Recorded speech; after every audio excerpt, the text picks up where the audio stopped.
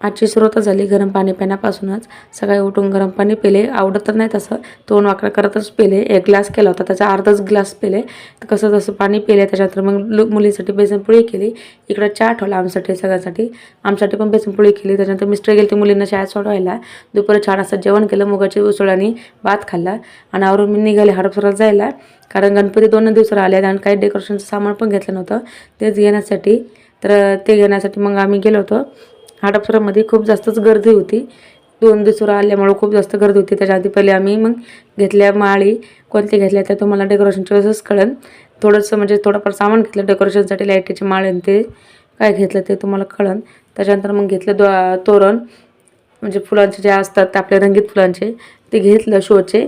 ते सगळं घेऊन मग आम्ही निघालो घरी यायला, कारण खूप जास्त पाऊस यायला लागला होता आणि आम्ही काही आणलं नव्हतं. आणि मग वाटेतच आम्हाला गणपती दिसले, ते त्याचं दर्शन घेतलं आणि खूप छान अशा मूर्ती होत्या.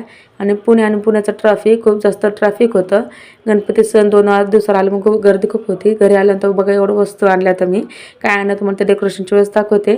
तर आजच्यासाठी एवढंच. कसं वाटलं व्हिडिओ मला नक्की सांगा कमेंटमध्ये. Bye bye.